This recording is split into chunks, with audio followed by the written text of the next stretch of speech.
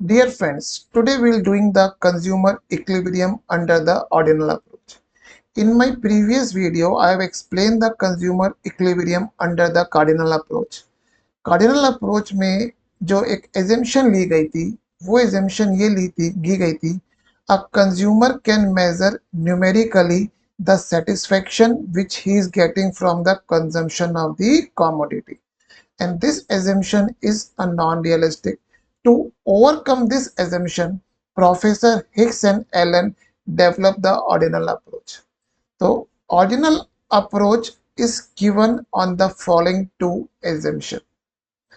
Consumer is consuming two commodities at a time. Consumer can rank the various combination of two commodities which gives him equal satisfaction rather than assigning number to the satisfaction.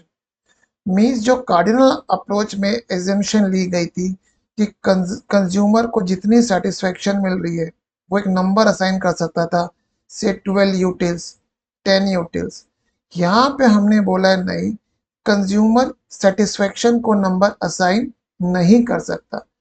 Consumer दो commodity consume कर रहा है, consumer दो commodities के various combination बना सकता है जो उसे सेम लेवल ऑफ सेटिस्फेक्शन दे रहे हैं।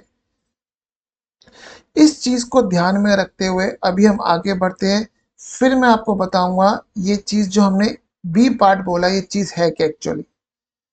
Consumer equilibrium under this ordinal approach is based on the following two aspects, indifference curve and a budget line. Indifference curve को समझाने से पहले हम एक चीज समझते हैं जिसका नाम है इंडिफरेंस शेड्यूल। ये क्या चीज है? A indifference schedule is a table showing various combination of two goods which gives equal satisfaction to the consumer, or rather consumer is indifferent to the various combination, hence the name indifference schedule। इसको मैं आपको नीचे table से समझाता हूं। अभी हम लेते हैं ए कॉम्बिनेशन। कंज्यूमर एक एप्पल कंज्यूम कर रहा है और 50 बनाना कंज्यूम कर रहा है, which is giving him some level of satisfaction.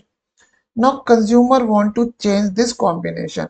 उसने एक बी कॉम्बिनेशन बनाया, उसने बोला कि let's increase the consumption of apple and let's reduce the consumption of banana. तो यहाँ पे उसने बी कॉम्बिनेशन में एप्पल की कंजम्पशन बढ़ा दी और बनाना की कंजम्पशन कम कर दी। नाउ ए जो सेटिस्फेक्शन उसको ए कॉम्बिनेशन पे मिल रही है, कंज्यूमर ये मान रहा है कि सेम लेवल ऑफ सेटिस्फेक्शन उसको बी कॉम्बिनेशन पे भी मिल रही है। ऐसे कंज्यूमर ने डिफरेंट कॉम्बिनेशन बनाए सी डी ई एफ। तो हम ये कहना चाह रहे हैं इन डिफरेंट शेड्यूल में कि consumer can make various combinations of two goods which gives him equal satisfaction, hence the consumer is indifferent। consumer is indifferent to various combination। हम किसी चीज में indifferent कब होते हैं? सिंपल एग्जांपल लेता हूं, for a person T and coffee. एक कंज्यूमर दोनों चीजें लेता है, टी और कॉफी, तो वो थका हुआ है, चाहे उससे टी मिल जाए या कॉफी मिल जाए, वो बोलेगा मैं दोनों की कंजम्पशन के लिए इनडिफरेंट हूँ। मीन्स कंज्यूमर को दोनों चीजें पसंद आ रही है, अच्छी लग रही है। यहाँ पे हम जो बात कर रहे हैं कॉम्बिनेशन की, जो बात कर रहे हैं कि कंज्यूमर ए कॉम्बिनेशन ऑप्ट करे या एफ कॉम्बिनेशन ऑप्ट करे, कंज्यूमर इनडिफरेंट है, कंज्यूमर को कुछ फर्क नहीं पड़ रहा, बिकॉज बोथ कॉम्बिनेशन ए से लेके एफ तक कंज्यूमर को सेम लेवल ऑफ सेटिस्फेक्शन दे रहे हैं, हेंस हमने नाम दिया इनडिफरेंस शेड्यूल। अब इनडिफरेंस कर्व आने से पहले हम कुछ इनडिफरेंस शेड्यूल के फीचर समझते हैं, and that will be help me in making the indifference curve. First, there is a inverse relationship. Inverse relationship का मतलब क्या होता है? अगर हम दो वेरिएबल की बात करें, दो वेरिएबल में इनवर्स रिलेशनशिप कब होगा? जब एक वेरिएबल बढ़ रहा है दूसरा घट रहा है, x घट रहा है, y बढ़ रहा है। तो हम यहाँ पे क्या बोलना चाह रहे हैं, इन डिफरेंट शेड्यूल में दो कमोडिटीज है, से x variable and y variable, there is a inverse relationship, एक बढ़ रहा है दूसरा घट रहा है। अब पॉइंट आता है ऐसा क्यों। देखिए, हम एक सीधी सी बात करते हैं, एक कंज्यूमर क्या है, रेशनल कंज्यूमर है। अगर वो अभी एक एप्पल और 50 बनाना ले रहा है, और सेकंड कॉम्बिनेशन में हम एज्यूम करते हैं वो दो एप्पल ले रहा है और 50 बनाना ले रहा है, तो ऑब्वियसली जब उसकी कंजम्पशन एप्पल की बढ़ गई है बट बनाना की कंजम्पशन कम नहीं हुई है, तो जो एक कॉम्बिनेशन है, हम एक बोलता हूँ, ऐसे बोलता हूँ, एक कॉम्बिनेशन पे वो एक एप्पल और 50 बनाना कंज्यूम कर रहा है, से उसने बोला है कॉम्बिनेशन बी, जहां पे वो दो एप्पल ले रहा है और 50 बनाना ले रहा है। नॉट सो लॉजिकल कि जब कंज्यूमर अपनी एप्पल की कंजम्पशन बढ़ा रहा है without sacrificing the consumption of banana, तो ऑब्वियसली जो बी कॉम्बिनेशन है, it's giving more satisfaction to the then A combination. In a words कि बी कॉम्बिनेशन जब उसको ज्यादा सेटिस्फेक्शन दे रहा है, तो consumer can not be indifferent to A and B. A consumer can be indifferent to A and B only जब वो एक कमोडिटी की कंजम्पशन बढ़ा रहा है और दूसरी कमोडिटी की कंजम्पशन कम कर रहा है, तभी उसको सेटिस्फेक्शन इक्वल मिल सकती है। अगर उसने एक की बढ़ा दी और दूसरे की कांस्टेंट रखी, तो obviously that another combination, in this case B, will give him the more satisfaction. तो हमने यहाँ पे बोला to have a same level of satisfaction, it's essential that consumer increase the consumption of one commodity and at the same time he has to reduce the consumption of the other commodity। तभी उसके जितने भी combination बनेंगे, then only it will give equal level of satisfaction, means एक commodity को बढ़ाना है और दूसरे की कंजम्पशन को कम करना है। वही मैंने जो ऊपर बोला, यहाँ पे लाइन लिखी है, if increase the consumption of both commodity then satisfaction will increase. और हमें दो कॉम्बिनेशन वो चाहिए which gives him equal satisfaction, और वो जब भी पॉसिबल है जब एक कमोडिटी की कंजम्पशन बढ़ रही है और दूसरी की कमोडिटी की कंजम्पशन कम हो रही है। ठीक है, एक नया कॉन्सेप्ट समझाता हूं आपको इस कॉन्टेक्स्ट में, जिसका नाम है मार्जिनल रेट ऑफ सब्स्टिट्यूशन, जिसको हम शॉर्ट टर्म्स में बोलेंगे MRS, और साथ में लिखेंगे XY। ये क्या बोलते हैं, it refers to the number of units of commodity on Y axis a consumer is willing to sacrifice to consume one additional unit of commodity on Y axis। in other words, अगर हम यहाँ पे बात करें MRS XY की बात करें, तो इस basically delta Y upon delta X. यहाँ पे जो हम समझने की बात है कि वाई की कितनी कॉमोडिटी वो सेक्रीफाइस कर रहा है in order to increase the one unit of X. और यहाँ पे हम जो एक्स और वाई डिनोट कर रहे हैं, इसका मतलब एक्स की एक गेन करने के लिए उसे वाई की कितनी कॉमोडिटी सेक्रीफाइस करनी है। और अगर सपोज MRS वाई एक्स होता, तो इसमें क्या मतलब होता कि वाई की एक कॉमोडिटी बढ़ाने के लिए हमें एक्स की कितनी सेक्रीफाइस करनी है। तो MRS जब भी आपको आएगा, तो always it will carry these words X Y oblique Y X. तो अगर MRS एक्स वाई है, तो इट मीन्स कि एक्स की एक यूनिट बढ़ाने के लिए उसको वाई की कितने यूनिट सेक्रीफाइस करने हैं। ये आपको MRS का कॉन्सेप्ट समझ में आ गया। अब यहाँ पे हम एक बात बोल रहे हैं, MRS इज डिक्रीजिंग। आप यहाँ देखिए इस चार्ट में ए से बी कॉम्बिनेशन पे आने के लिए उसने एप्पल का 1 यूनिट बढ़ाया, बट बनाने के 10 सेक्रीफाइस करे। फिर सी कॉम्बिनेशन पे आने के लिए उसने एप्पल का 1 यूनिट बढ़ाया, बट बनाना के उसने अब कम सेक्रीफाइस करा। फिर आप देखेंगे कि डी यूनिट पे आने के लिए उसने एप्पल की 1 यूनिट बढ़ाया, बट बनाना का सेक्रीफाइस पहले से कम करा। और ये जो एमआरएस है, इसका बिहेवियर क्या आ रहा है हमारा? Diminishing behaviour. डिमिनिशिंग बिहेवियर का मतलब क्या हो रहा है हमारा? कि जो सेक्रीफाइस है वाई का, सेक्रीफाइस वो वाई का क्यों कर रहा है? बिकॉज वो एप्पल से एक एप्पल की एडिशनल यूनिट कंज्यूम कर रहा है। The level of sacrifice of Y commodity will keep on decreasing, and this is called diminishing MRS और MRS is decreasing. अब एक पॉइंट ये आता है यहाँ पे, एक मिनट में इसको रब कर देता हूँ कि सर ये जो आपने बताया डिक्रीज हमें समझ में आ गया, बट ये तो आपने टाइप करा है, why it can not be always 1:10, 1:10, 1:10। बोले हम ऐसे भी कॉम्बिनेशन बना सकते थे, बट इन डिफरेंस अप्रोच में ये चीज पॉसिबल नहीं है। क्यों? Why M R S is decreasing? The reason for diminishing M R S is the law of diminishing marginal utility.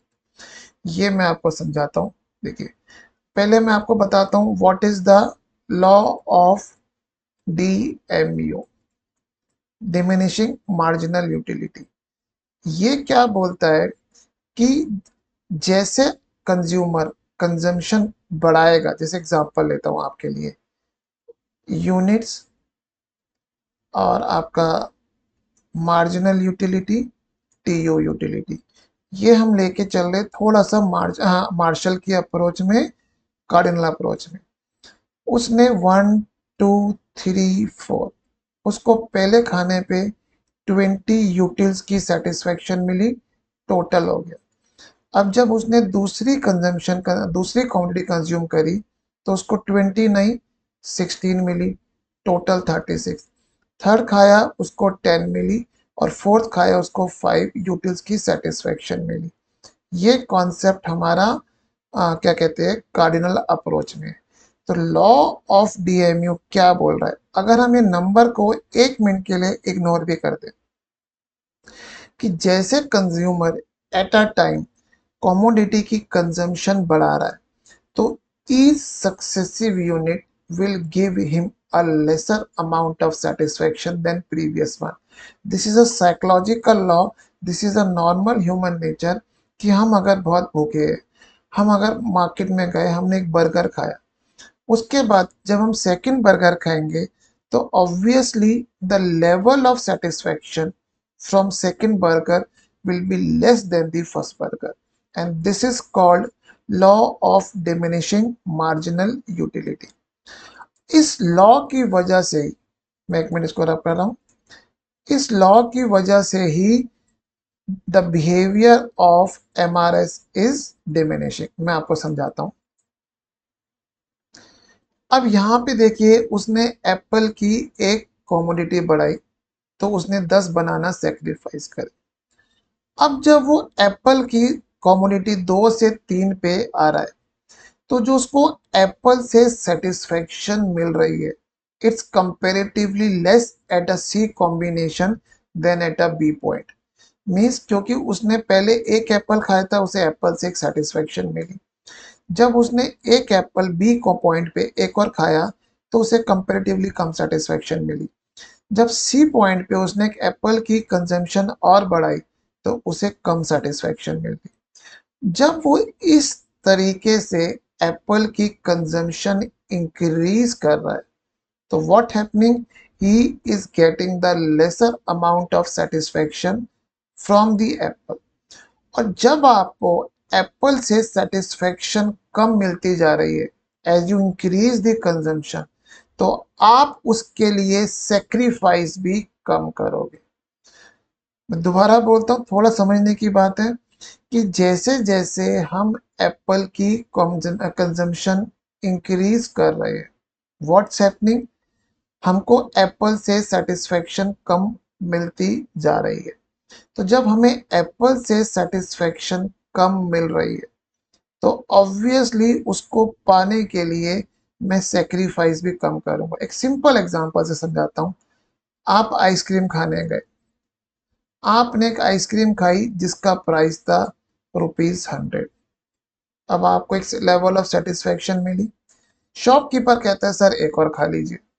अब आपको एक आइसक्रीम जो और खाने के लिए शॉपकीपर बोल रहा है, एडिशनल आइसक्रीम सेकंड लेवल पे, अब आपको लग रहा है यार मुझे उससे सेटिस्फेक्शन नहीं मिलेगी इतनी कि मैं ₹100 खर्च करूं।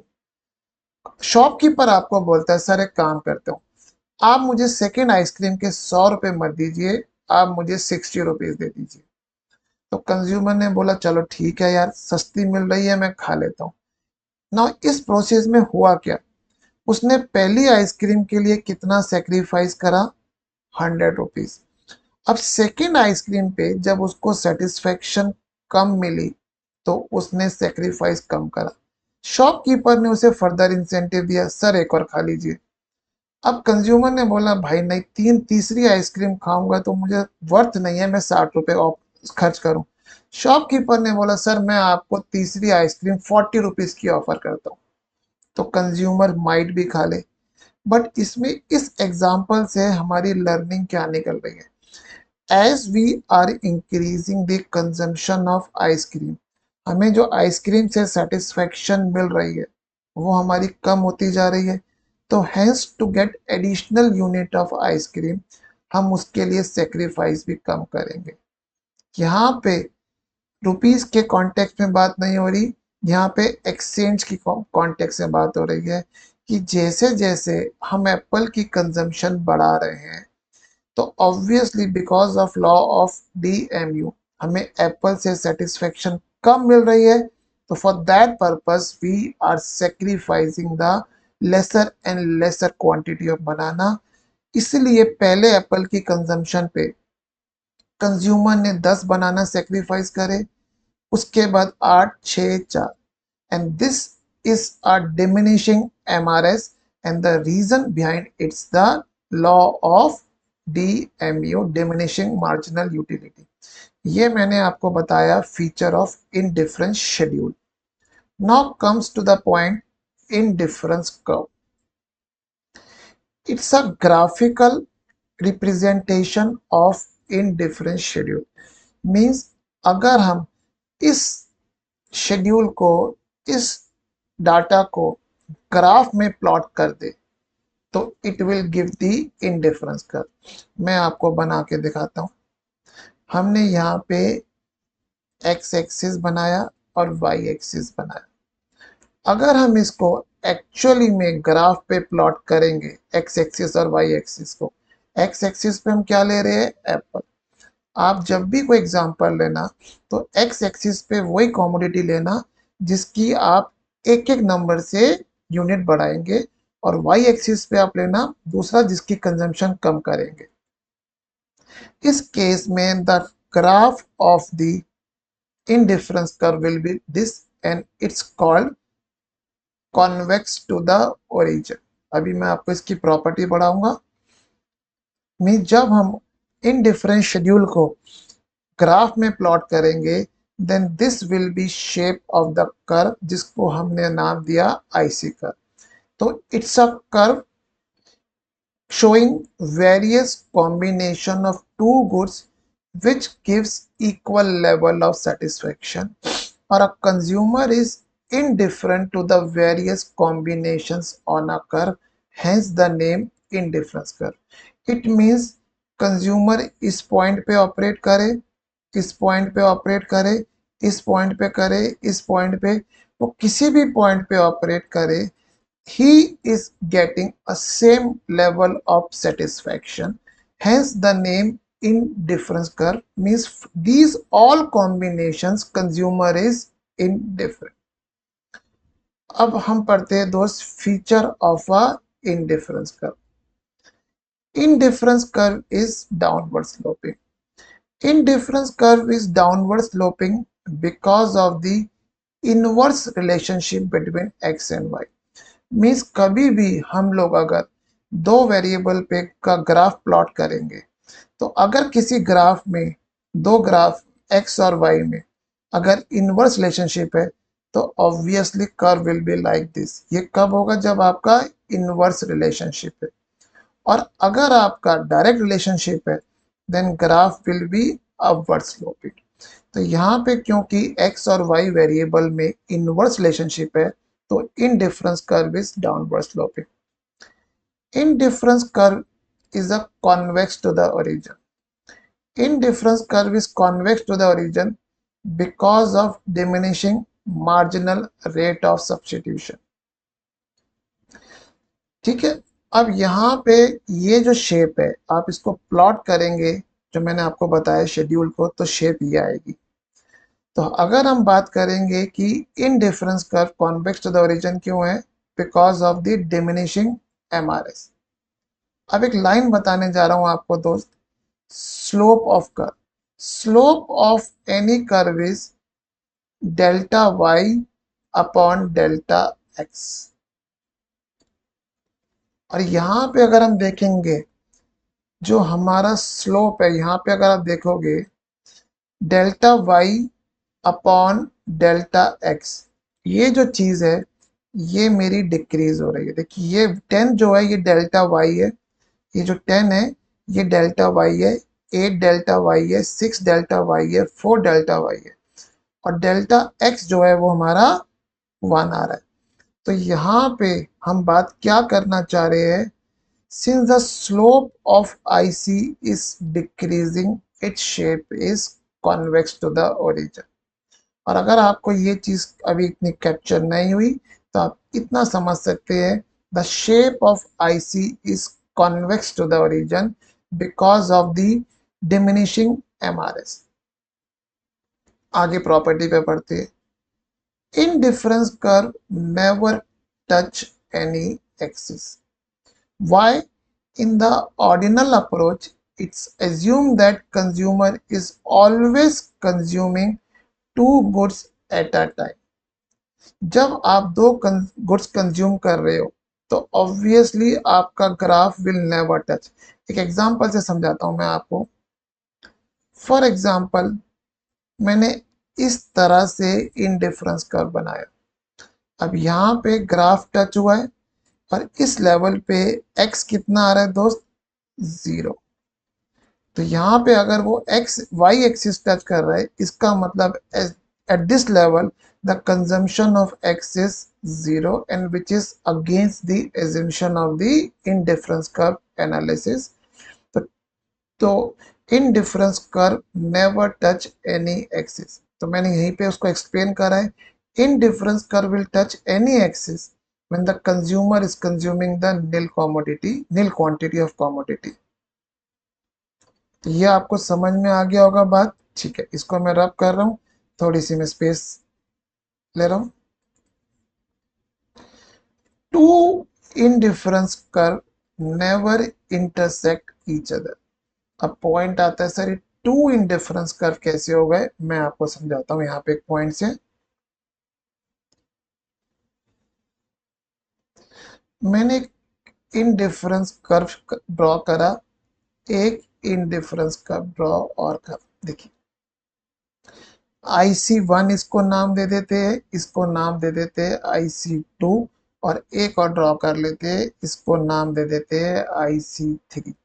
अब एक समझाता हूं आपको, ये y एक्सिस और ये x एक्सिस, मान लीजिए ये 5 है और ये 1 आ रहा है। मीन्स अभी IC1 में एक कॉम्बिनेशन में कंज्यूमर एक x की कमोडिटी कंज्यूम कर रहा है, 5 y की कर रहा है। अगर हम IC2 की बात करते हैं तो IC2 में क्या हो रहा है, वो 5 मतलब यहाँ पे अगर हम बात करें IC1 में, IC1 में क्या कॉम्बिनेशन बन रही है, 1 और 5। और अगर हम एक IC2 की बात कर रहे हैं तो कॉम्बिनेशन क्या बन रही है, 2 और 5। अब आप देखिए कि जो IC2 है यहाँ पे क्या हुआ है कि y की कंजम्पशन तो कांस्टेंट रही है बट x की बढ़ गई है। और हमने ये ऊपर पढ़ा था कि अगर एक कमोडिटी की कंजम्पशन बढ़ा रही है और दूसरे की कांस्टेंट रख रहे, तो obviously this is giving him the more satisfaction because a consumer is a rational, higher the level of consumption more his satisfaction। अगर हम IC3 की बात करते हैं तो यहाँ पे क्या हो रहा है IC3 में 3 और 5 कि उसको 3 x की यूनिट्स कंज्यूम कर रहा है और 5 y की कर रहा है। तो ये जो है IC3 it's giving the highest satisfaction, it's giving the comparatively medium satisfaction and it's giving the low satisfaction। It means हम अगर बात बोले higher the level of IC it represents the greater level of satisfaction than lower one। ये हमें concept समझ में आ गया। अब जब IC तीन अलग अलग IC तीन different level of satisfaction show कर रहे हैं तो ये कभी भी इंटरसेक्ट नहीं कर सकते। अगर फॉर एग्जांपल मैंने ये आईसी बनाया और मैंने ये आईसी बनाया, ये आईसी 1 है, ये आईसी 2 है। नाउ आईसी 2 यहाँ पे हायर लेवल पे है, तो IC 2 will be given more satisfaction then IC 1। तो जब higher level of satisfaction show कर रहा है IC2 as compare to IC1, ये दोनों कभी भी इंटरसेक्ट नहीं करेंगे। क्यों? हमने ये पढ़ा है कि IC एक सिंगल IC क्या रिप्रेजेंट करता है? Various combination of two goods which give equal amount of satisfaction. अब इस पॉइंट के ऊपर तो हम ये कहना चाहेंगे कि IC1 और IC2 is giving same level of satisfaction, but that is not the case। IC2 is on the higher level, so it's giving more satisfaction than compared to IC1। Hence IC2 and IC1 will never intersect, and that's why it's called two indifference curve never intersect each other। अब एक चीज और बता रहा हूं, set of indifference curve is called indifference map. ये जो सारे हमने चीज बनाई है ये पूरे के पूरे, इसको हम बोलेंगे दोस्त क्या चीज? Indifference map. तो indifference map is a set of indifference curve. तो ये हमने जो पढ़ा अभी तक, हम लोगों ने ऊपर ये सीखा कि indifferent consumer equilibrium under indifference curve analysis is based on two things, indifference curve and budget line। अभी हम लोगों ने पढ़ा indifference curve। now we'll understand what is the budget line और फिर इन दोनों के कॉम्बिनेशन से we will arrive at a consumer equilibrium। so let's start the budget line। it is a graphical representation of combination of maximum two goods which a consumer can buy given his income and price of commodity।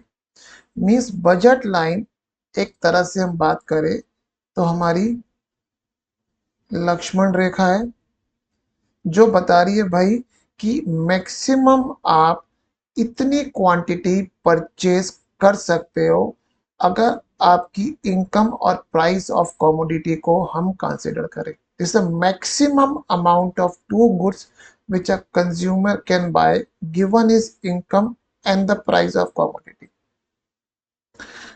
Budget line को समझाने से पहले एक budget line का schedule बनाते। Suppose income of consumer is 24, price of X commodity is 3 per unit and the price of Y commodity is 1 per unit। अब हमने assume करा कि एक केस में, एक्सट्रीम केस में, a consumer spend all his income on the purchase of the X commodity। ना उसकी income कितनी है? 24। तो वो ऑब्वियसली 3 रुपए का यूनिट है तो वो कितने बाय कर सकता है? 8। अब उसने पूरे का पूरा एक्स में बाय कर लिया तो वाई के लिए कुछ नहीं बचा तो वाई 0 हो गया। अब उसने कहा कि नहीं, अब हम x 8 बाय नहीं करते, लेट 7। तो यहाँ पे उसने जब 7 बाय करे तो उसकी कितनी इनकम स्पेंड हो गई, 21। उसकी इनकम कितनी बची यहाँ पे, 4 रुपी, सॉरी 3 रुपी इनकम बची, क्योंकि टोटल इनकम 24 है। तो 24 में से 21 ही स्पेंड ऑन एक्स, तो बचे कितने, 3 रुपए। वाई का प्राइस कितना है, 1 रुपी। तो यहाँ पे उसने वाई के कितने बाय करे, 3/1 3 यूनिट्स। अब उसने कॉम्बिनेशन बनाया कि चलो भाई एक्स के 6 लेते हैं, तो उसकी इनकम कितनी स्पेंड हुई दोस्त, 18। टोटल इनकम कितनी है, 24। 18 उसने एक्स पे स्पेंड कर लिए, बचे कितने वाई, तो 6/1 6 ले रहा है। अब उसने एक्स की एक और रिड्यूस करी, तो अब उसने कितना एक्स पे स्पेंड करा, 5 इंटू 3 15। टोटल इनकम कितनी है, 24। 15 स्पेंड कर दिए, कितने बचे, 9। तो यहाँ पे वो कितने ले रहा है, 9 क्वांटिटी। अब उसने यहाँ पे 4 करे, 4 इंटू 3 12। 24 माइनस 12 कितनी बची, 12। तो यहाँ पे कितने ले रहा है, 12। तो ये जो हमने डिफरेंट कॉम्बिनेशंस बनाए, this is the maximum quantity of X and Y which a consumer can buy given the income and given the price. मैंने यहाँ पे निकाला है एमआरई। इसका मतलब क्या हो रहा है कि एक एक्स की कमोडिटी को रिड्यूस करने के लिए, करने के बाद वो वाई की कितनी और एडिशनल परचेज कर सकता है। और हम अगर यहाँ पे बात करें, हमारा स्लोप हमने क्या पढ़ा है, delta Y upon delta X. Slope is will be negative because of inverse relationship. तो वाई की 3 गेन कर रहा है और एक्स का 1 सेक्रीफाइस कर रहा है यहाँ पे। तो यहाँ पे इसको हमने बोला है मार्केट रेट ऑफ एक्सचेंज, और ये आप देखेंगे ये कांस्टेंट चल रहा है। और जब भी किसी भी रिले दो वेरिएबल में चेंज कांस्टेंट रहेगा, अगर हम उस शेड्यूल को ग्राफ में प्लॉट करेंगे, then the graph will be straight line. अगर हमने एक्स और वाई इस शेड्यूल को ग्राफ में प्लॉट करा तो ये स्ट्रेट लाइन होगी, और इसको हम बोलेंगे budget line. Means consumer can operate with in this budget line, but consumer can not operate beyond the budget line. तो मैं दोबारा बोल रहा हूँ, बजट लाइन स्ट्रेट क्यों बन रही है, because of the this relationship, जो स्लोप आ रहा है, जो चेंज आ रहा है एक्स और वाई में, इट्स अ कांस्टेंट। मीन्स ऊपर हमने इन डिफरेंस कर्व पढ़ा था, वहां पे स्लोप डिमिनिश हो रहा था, तो curve was convex to the origin. Budget line में the slope is a constant 1:3। तो यहाँ पे जो बजट लाइन है, it will be straight line because the slope is constant. अब यहाँ पे एक दिमाग में पॉइंट आ रहा होगा कि यहाँ पे स्लोप जो आ रहा है 1:3 आ रहा है, ये हमें समझ में आया, बट ये किस पे डिपेंडेंट है, मीन्स ये 1:3 क्यों आया, वाई नॉट 1:2। मैं आपको एक नीचे एग्जांपल से समझाता हूँ किस तरह से ये 1:3 आया। देखिए, हम लोग एक चीज पढ़ी है अभी तक कि slope of a curve is equals to the delta y, change in y upon change in x। अब ये जो स्लोप है, यहाँ पे एक लाइन बोलना चाहूंगा, उसको समझाता हूँ। Slope of budget line is dependent upon the price of respective commodities. अभी समझाता हूँ। अभी हमने ऊपर एज्यूम किया था कंज्यूमर की इनकम कितनी है, 24। Now let's change the price. The price of commodity x ना 4 रुपए ले रहे और वाई की हम ले रहे 2 रुपए। अब अगर कंज्यूमर सारी की सारी इनकम एक्स पे स्पेंड कर देता है, तो how much he will buy, 6 unit, 26 into 4। अब वो वाई एक्स पे एक कम करता है, तो उसकी इनकम पे कितना स्पेंड हुआ दोस्त, 20। उसकी टोटल इनकम 24 है, 20x पे स्पेंड कर दिया, कितना बचा y, सॉरी 4 रुपी को, यहाँ कितना ले पाएगा 2, जो कि 2 रुपए y का प्राइस है और उसकी इनकम 4 बची है। यहाँ समझते हैं, यहाँ पे उसने 4 यूनिट x के लिए प्राइस कितना है 4, उसने कितना स्पेंड करा 16, टोटल इनकम कितनी है 24, 16, उसके पास कितनी इनकम बच गई 8, y का प्राइस 2 है तो उसने कितनी बाय करी 4। इस तरह से हमने कॉम्बिनेशन बनाए। अब यहाँ पे आप देखिए क्या हो रहा है, यहाँ पे x का एक सेक्रीफाइस करने पे y का गेन कितना हुआ 2, फिर आप देखेंगे x का एक सेक्रीफाइस करने पे y का गेन कितना हो रहा है 2। अब ऊपर जो मार्केट रेट ऑफ एक्सचेंज 1:3 आ रहा था, मीन्स x का एक सेक्रीफाइस करने पे y 3 बढ़ रहा है, यहाँ पे x का एक सेक्रीफाइस करने पे y का 2 बढ़ रहा है। ये किस पे डिपेंडेंट हुआ ये समझाता हूँ। हम यहाँ पे ये बोलना चाह रहे हैं, the slope of budget line is dependent upon the price of respective commodity. तो हम यहाँ पे एक चीज जो बोल रहे हैं, स्लोप जो है, स्लोप हमने कैसे पढ़ा बजट लाइन का, rather normal delta Y, Y में कितना चेंज आया upon delta X. Budget line का स्लोप हम ऐसे भी पढ़ सकते हैं, price of X commodity upon the price of Y commodity. Previous example में अगर हम यहाँ पे लेते हैं, एक्स की प्राइस कितना था 3 और वाई का कितना था 1, तो प्रीवियस एग्जाम्पल में जो हमारा स्लोप आएगा वो कितना आ रहा था 3। इस सेकेंड एग्जाम्पल में आप देखिए x का प्राइस कितना था 4 रुपए, y का कितना है 2 रुपए, तो स्लोप कितना आएगा 4/2, 2। It means the slope of budget line, जो general delta y upon delta x है, the slope of budget line can also be calculated by ratio of the price of x। Slope of budget line में price of x numerator में आएगा, price of y denominator में आएगा। तो यहाँ पे ये स्लोप ऑफ बजट लाइन मेरे लिए बहुत इंपॉर्टेंट है जब हम इन डिफरेंस कर्व एनालिसिस में कंज्यूमर इक्विलिब्रियम समझेंगे। तो अभी हमने समझ लिया बजट लाइन इन डिफरेंस का। Now comes to the consumer equilibrium. मैं आपको इसको एक ग्राफ से समझाता हूं, आपको जल्दी समझ में आएगा। एक्स कॉमोडिटी, वाई कॉमोडिटी, ये हमने लिए, ये हमारी क्या आ गई दोस्त बजट लाइन। हमने बनाए सेट ऑफ इंडिफरेंस कर्व, इसको हमने बोला IC1, इसको हमने बोला IC2 और इसको हमने बोला IC3। अब कंज्यूमर तो रेशनल है, वो तो चाहेगा उसको मैक्सिमम सेटिस्फेक्शन मिले, तो कंज्यूमर किस पे ऑपरेट करना चाहेगा IC3 पे।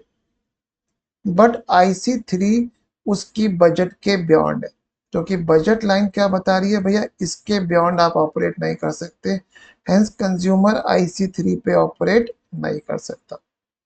कंज्यूमर IC1 पे ऑपरेट करना नहीं चाहेगा because IC1 is giving lesser amount of satisfaction than IC2।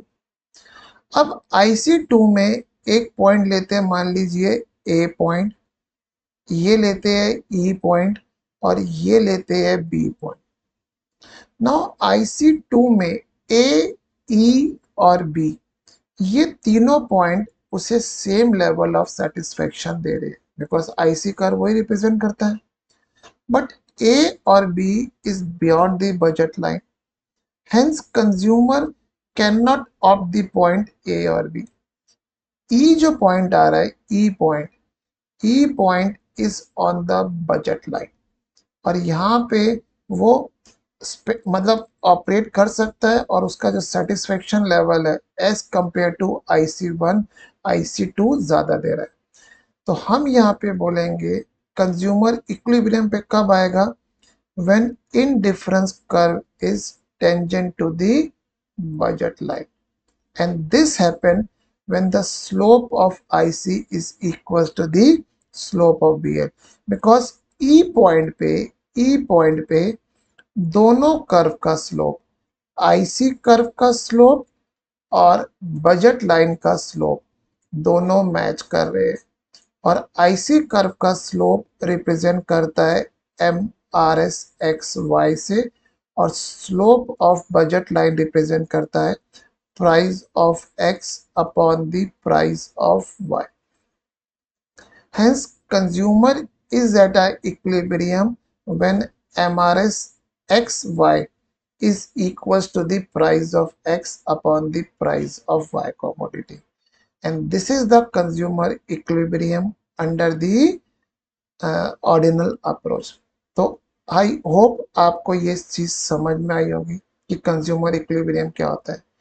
मैं अपने नेक्स्ट वीडियो में आपको ये समझाऊंगा कि other aspects of budget line, की budget line is dependent upon the income of consumer and price. अगर इन दोनों में चेंज होता है तो बजट लाइन में क्या इम्पैक्ट आता है, बट इसका हमारे कंज्यूमर इक्विलिब्रियम से कोई लिंक नहीं है अभी। ये एक जनरल कॉन्सेप्ट है, मीन्स एग्जाम पर्सपेक्टिव से इम्पॉर्टेंट है। तो यहाँ पे अगर हम बात समझे, हमें सिंपल समझ में आ गया कि consumer equilibrium in difference curve और बजट लाइन पे डिपेंडेंट होती है, और दोनों हमने समझ लिए। तो I hope you like my video. Humble request, please do subscribe my channel. Thank you.